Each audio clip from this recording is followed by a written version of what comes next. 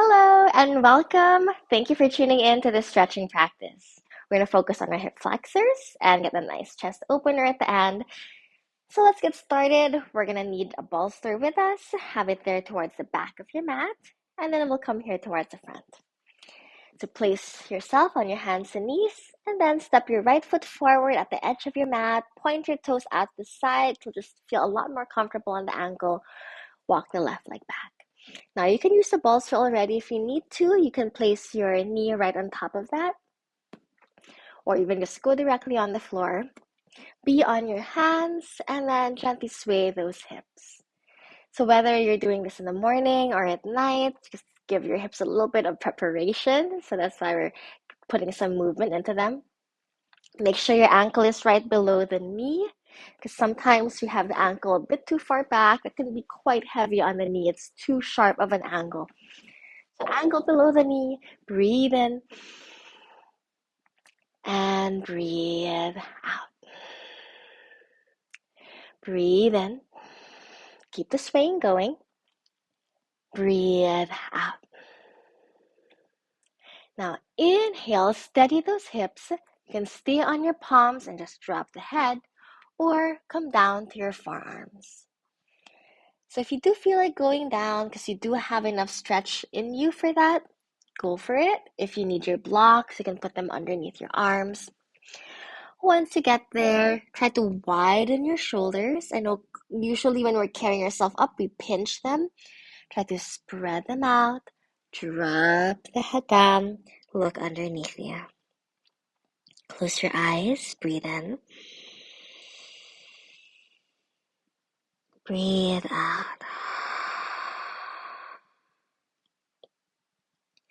So you can either be exhaling through the mouth, as if to really release all the tension, all the weight. At the same time, if you breathe out through the nose, you can hear the warmth, or rather, you can feel the warmth of that breath, and it feels very comforting.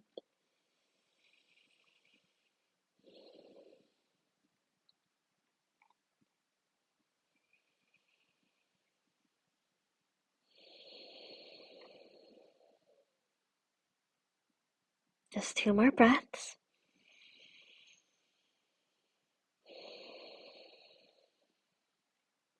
One more breath.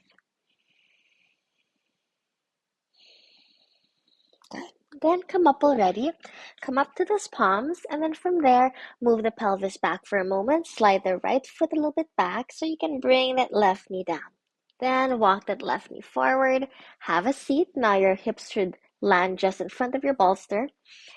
Pull the left foot inwards, and then just drop your right knee down. Face to your right side. Bring your elbow to the ground. And then from there, we're going to be moving the left arm. So inhale, do a counterclockwise direction for the arm. And exhale, take it back in front of you. So inhale, stretch as far as you can with the hand. Exhale, reach it away from the mat. Inhale, open up the chest. Exhale. Inhale. Get that shoulder warmth. Exhale. And inhale. Exhale. Now, inhale, lift the arm, land your elbow down to the floor, adjust by stepping your right foot onto the ground, lifting those hips slightly so you can gently tuck the tailbone, and then see how you feel. Perhaps you could choose, you can stay here on the forearms, chin to chest, eyes closed, or if you make sure that your bolster is pushing up against your lower back, then you can lie down. And if that's where you are, you can grab your elbows, drop the hands behind you, or put the hands underneath the head. And this right leg will just sink into the middle. Now, of course, if getting your foot in this position is really excruciating and you don't want to do it, just make sure you're not flexing your foot. That's not great. It's not good for the knee, so we're not going to force that. If, for example, you want your knee angle wider, your foot is out at the side, you can stay on your right arm with intention to push the left hip down. You probably won't need the bolster for that. So there is going to be some gap there, and you can actually stay. Another option that's really not going to work for you, lay on your back, catch your foot. And honestly, there are so many possible variations for trying to get your ankle to the hip and your hip flexors open. I'd love for you to discover the right one for you. And then be in it, breathe in it, close your eyes, and relax.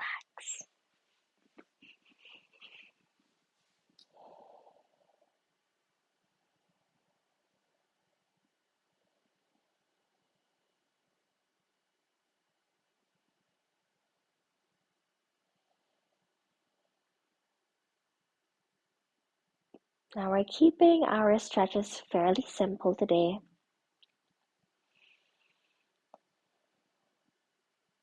And as you do get familiar with these 3 connected movements, then you can stay longer in them. Make it even deeper by taking away all the props so you don't even need a ball, so you can lie down directly on your back.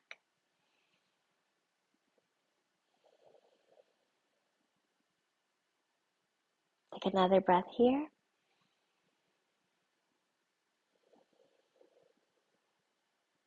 Good. Let's release. Hands to your sides, chin up, push up to your palms, and then come up onto your hands and knees again. And then take a deep breath. Inhale to arch your spine, look up. Exhale, round the back into your cat stretch. And let's do that one more time. Inhale. And exhale. So let's do the opposite leg. Step the left foot outside of the hand. Turn your foot out towards the corner. Slide the right leg back. Then if you want to, if you need cushioning for that knee, place it on the bolster. Hands underneath shoulders. Sway those hips side to side. Breathe in. Breathe out. Breathe in. Breathe out. Breathe in. Breathe out. Steady those hips. Either remain on your palms or lower down. Then again, where you choose to be, make sure you spread the elbows, you spread the shoulders. Relax the neck all the way as if to really look underneath you. Even bring your chin very close to your chest. And then close your eyes and relax. Breathe in. Breathe out. Breathe in. Breathe out. Breathe in. Breathe out.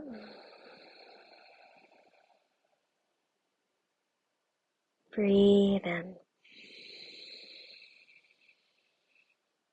Breathe out.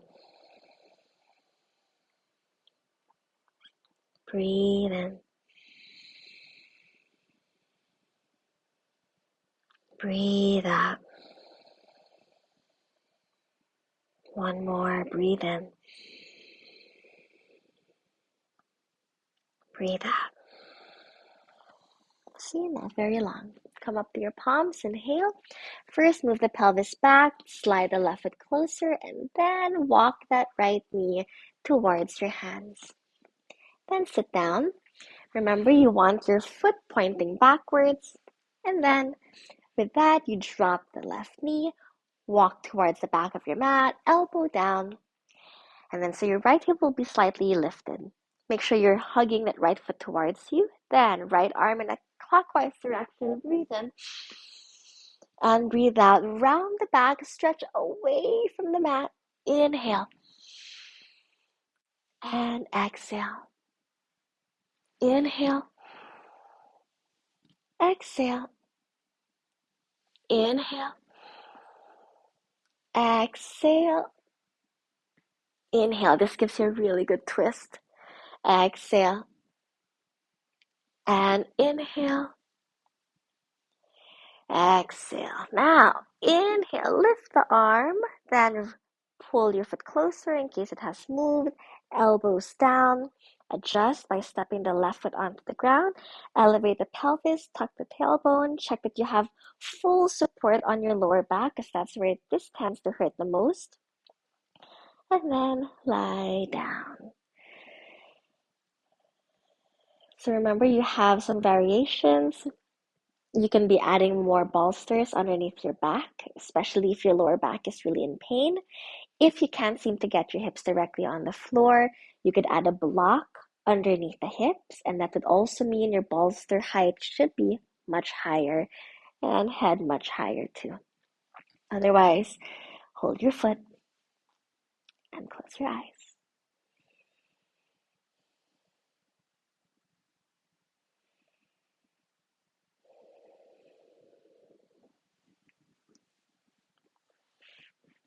So especially if you're sitting down for very long hours, this becomes a very restorative pose for your hip flexors and your lower back.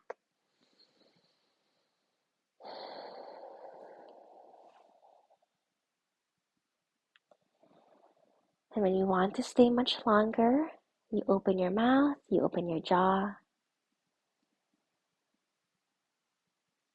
You can breathe out of the mouth, give you that sense of release.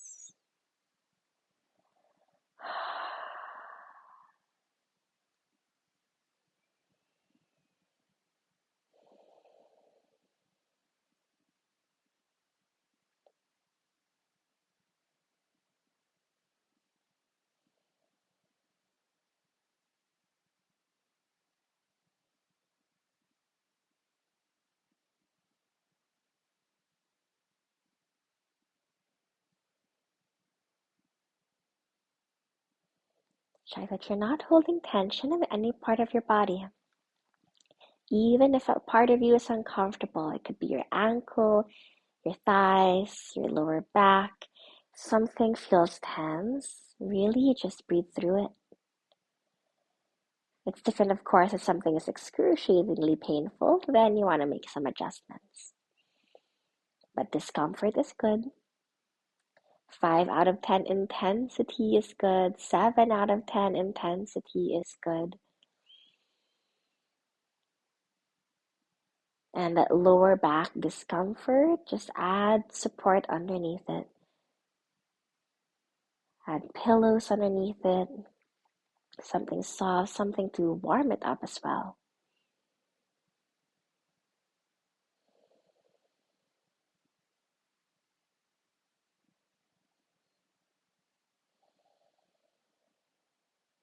Okay, one more breath here.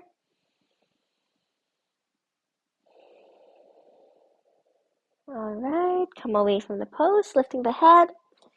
And those are the 3 postures to do on each side. And then you just want to do some recovery for the lower back. So come onto your hands and knees and round the spine, tuck the tailbone.